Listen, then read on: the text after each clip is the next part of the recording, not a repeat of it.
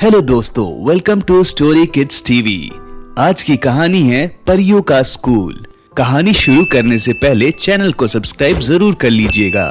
दूर देश में एक सुंदर सा परीलोक था। इस परीलोक में कई सारी सुंदर परियां रहती थी, लेकिन यह परीलोक दूसरे परीलोक से थोड़ा अलग था, क्योंकि यहाँ साधारण परियां भी रहती थी जिनके पास कोई जादुई शक्ति नहीं थी, और साथ साथ अमीर परियां रहती थी जो महल में रहा करती थी और जिनके पास जादुई शक्ति भी होती थी।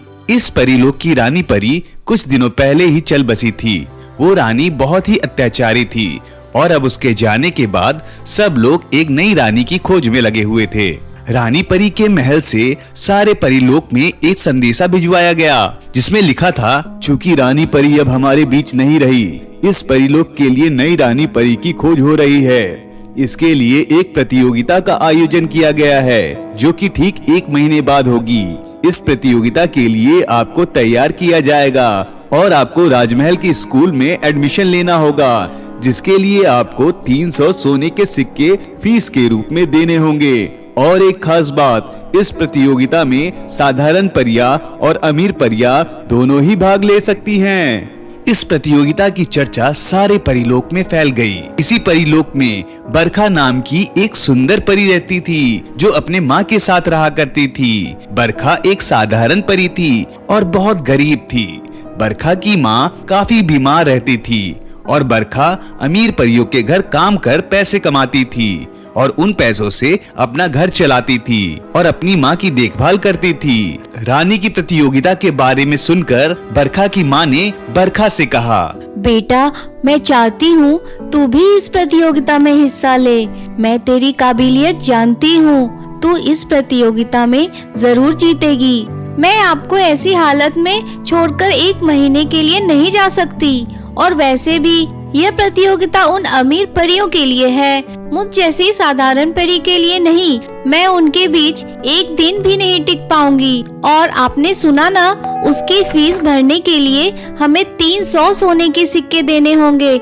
हमारे पास इतने पैसे नहीं है माँ। बरखा की माँ किसी भी तरह बरखा को उस प्रतियोगिता के लिए भेजना चाहती थी, इसलिए उन्होंने छुपकर अपने कुछ जेवर बेच दिए और उनसे मिले सिक्कों से बरखा का स्कूल में एडमिशन करवा दिया। कुछ दिनों बाद जब महल से आदमी बरखा को स्कूल में बुलाने आए, तब बरखा को पता चला और वो अपनी माँ से नाराज हो गई। माँ, आपने मुझसे पूछे बिना मेरा एडमिशन स्कूल में क्यों करवा दिया? मैंने कहा ना, मैं आपको छोड़कर कहीं नहीं जाऊंगी, और यह बात तय है। लेकिन बरखा की माँ ने उसकी एक बात नहीं मानी और आखिरकार बरखा को स्कूल में भेज दिया। बरखा को स्कूल के माहौल में थोड़ा अजीब लग रहा था, क्योंकि वहाँ आसपास सारी अमीर परियां थी। उन्हीं अमीर परियों में से एक थी परी चंदा, जो बरखा का मजाक उड़ा रही थी। पता नहीं इस प्रतियोगिता के लिए साधारण परियों को क्यों बुलाया है। ना ही वो हम जैसे कपड़े पहनती है, ना ही हमारे तौर तरीके जानती है। ऐसे लोग क्या ही रानी परी बनेंगे। वैसे तो ये प्रतियोगिता रखने की जरूरत ही नहीं थी, मुझे ही अगली रानी परी बना देना चाहिए था। वैसे भी मैं रानी परी की भतीजी हूँ और उनकी तो कोई संतान नहीं है, तो मुझे ही रानी परी बनना चाहिए। बरखा ने चंदा की बात को नजरअंदाज कर दिया। कुछ देर बाद टीचर क्लास में आती है और सभी बच्चों से कहती है, गुड मॉर्निंग बच्चों, मैं जानती हूँ आप सब लोग यहाँ रानी परी बनने का सपना लेकर आई हैं, इसलिए अगले 1 महीने तक आपको अच्छे से मेहनत करनी है। आप सबको मैं रानी परी बनने के लिए जरूरी तौर तरीके और जादू सिखाऊंगी, और 1 महीने के बाद आपकी परीक्षा होगी, जिसमें एक प्रतियोगिता होगी और उसमें जो भी जीतेगा वो ही अगली रानी परी होगी। धीरे धीरे टीचर ने सभी को खाना खाने का ढंग, चलने का ढंग, बातें करने का ढंग और जादू सिखाएं। लेकिन बरखा साधारण परी होने के कारण ये सब ठीक से सीख नहीं पा रही थी, जिसकी वजह से टीचर उस पर बहुत ही नाराज रहती थी। और दूसरी ओर चंदा की टीचर बहुत तारीफ किया करती थी। बरखा, स्कूल शुरू हुए 15 दिन हो गए हैं और तुम ठीक से चल भी नहीं पा रही। अब अगले 15 दिन बाद तो प्रतियोगिता है, उसमें तुम क्या करोगी?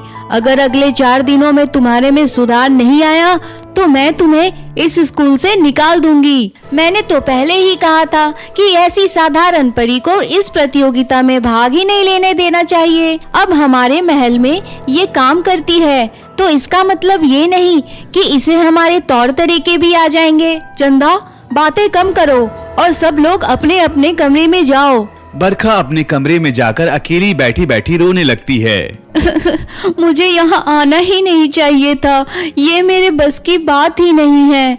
मैं ठहरी एक साधारण परी, मैं कहाँ इन परियों का मुकाबला कर पाऊंगी। लेकिन कुछ देर बाद बरखा को अपनी माँ की सिखाई हुई बात याद आती है। अगर कोशिश करने के बाद भी तुम नाकाम हो जाओ तो कोई बात नहीं, लेकिन अगर तुम कोशिश ही ना करो तो वो गलत बात है।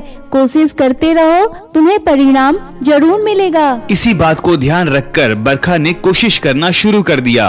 टीचर जो क्लास में सिखाती उसे वो कमरे में आकर वापस दोहराती और कुछ ही दिनों में बरखा की मेहनत रंग लाने लगी। बरखा को काफी सारी चीजें आने लगी और ये देखकर टीचर भी खुश हो गई। शाबाश बरखा, तुमने मेरी बात मानकर अच्छे से मेहनत की है। अगर तुम इसी तरह मेहनत करोगी तो तुम जरूर अगली रानी परी बन सकती हो।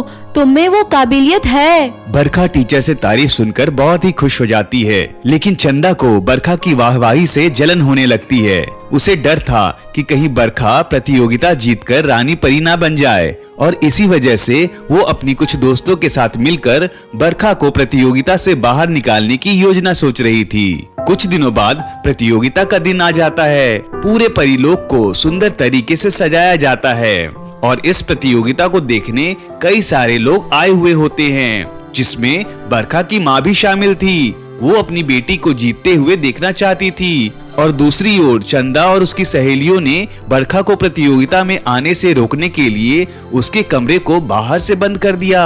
समय होने पर प्रतियोगिता शुरू हो जाती है और एक के बाद एक परियां अपनी परीक्षा देती हैं और यहाँ बरखा कमरे से बाहर ना निकल पाने के कारण रो रही होती है। मैंने इस प्रतियोगिता के लिए कितनी मेहनत की थी, पता नहीं बाहर से दरवाजा बंद करके कौन चला गया। मैं अब कभी नहीं जीत पाऊंगी। ऐसा बोलते हुए बरखा ने उदास होकर अपने हाथ दीवार पर रखे और तुरंत एक खुफिया सुरंग का दरवाजा खुल जाता है, जिसे देखकर बरखा चौंक जाती है। ये क्या हो गया? और ये खुफिया सुरंग यहाँ? क्या किसी को इसके बारे में पता नहीं था? मैं इसके अंदर जाऊं या नहीं? बरखा कुछ देर तक सोचती है और फिर हिम्मत करके उस सुरंग में चली जाती है। वहाँ बहुत अंधकार होता है। बरखा कुछ आगे चलती है तो उसे किसी के रोने की आवाज आती है। बरखा आवाज सुनकर डर जाती है, लेकिन वो फिर भी धीरे धीरे आगे बढ़ती है और वो देखती है कि एक औरत और आदमी रस्सी से बंधे हुए थे और उनके कपड़े भी बहुत गंदे थे, मानो कई समय से यहाँ बंधे हुए हो। बरखा उन दोनों की रस्सी खोलती है। आप दोनों कौन हैं? और यहाँ ऐसे बंधे हुए क्यों हैं? वो औरत रोने लगी और उसने बरखा को गले लगा लिया और कहने लगी, आखिर तुम आ ही गई, हम कब से तुम्हारा इंतजार कर रहे थे। बरखा को कुछ समझ नहीं आ रहा था। पर आप लोग कौन हैं? बेटा, हम तुम्हारी असली माता पिता हैं और मैं इस परीलोक की असली रानी हूँ और ये असली राजा है और तुम हमारी इस परीलोक की राजकुमारी हो। बरखा ये बात सुनकर चौंक जाती है। उसे यकीन नहीं होता है। नहीं, आप दोनों झूठ बोल रहे हैं। मेरी माँ तो कोई और है। उन्होंने ही मुझे बड़ा किया है और मैं बचपन से उनके साथ रहती हूँ। बेटा, हम सच कह रहे हैं। दरअसल जब तुम बहुत छोटी थी, लगभग 6 महीने की, तब इस परीलोक में एक बुरी जादूगरनी आई थी, जिसने अपने जादू और धोखे से तुम्हें हमसे अलग कर दिया और हम दोनों को यहाँ बंदी बना दिया और खुद इस परीलोक की रानी बन गई। और उसने तुम्हें कहाँ रखा हमें कुछ नहीं पता था, लेकिन हमें हमारे जादू से इतना जरूर पता चला था कि जब तुम बड़ी हो जाओगी तुम इस महल में वापस आओगी और तुम ही हम दोनों को यहाँ से बाहर निकालोगी। तुम ही इस परीलोक की असली रानी हो। बरखा इतने बड़े खुलासे के बाद बिल्कुल हैरान थी। उसे कुछ समझ नहीं आ रहा था, लेकिन बरखा की असली माँ को उसकी चिंता थी, इसलिए उन्होंने कहा, बेटा, हमें जल्दी से यहाँ से निकलना होगा। अगर वो चंदा रानी परी बन गई तो बहुत बुरा होगा। इस सुरंग से एक रास्ता बाहर निकलता है, जल्दी आओ।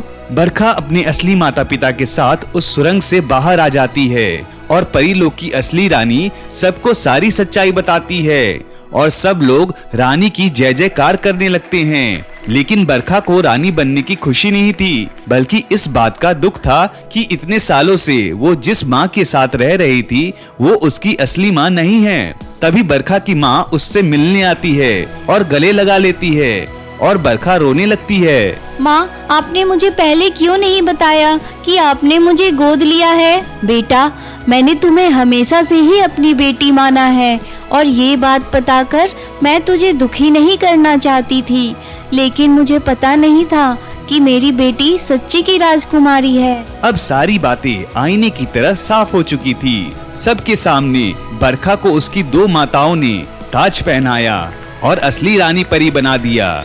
चंदा और उसकी सहेलियों को परीलोक से बाहर भेज दिया गया और बरखा अपने असली माता पिता के साथ रहने लगी और उसने अपनी उस माँ को भी अपने साथ ही रख लिया जिसने उसे इतना बड़ा किया था। बरखा के राज में पूरा परीलोक हंसी खुशी से रहने लगा। कहानी कैसी लगी कमेंट करके जरूर बताइएगा और चैनल को सब्सक्राइब करना भूलिएगा नहीं।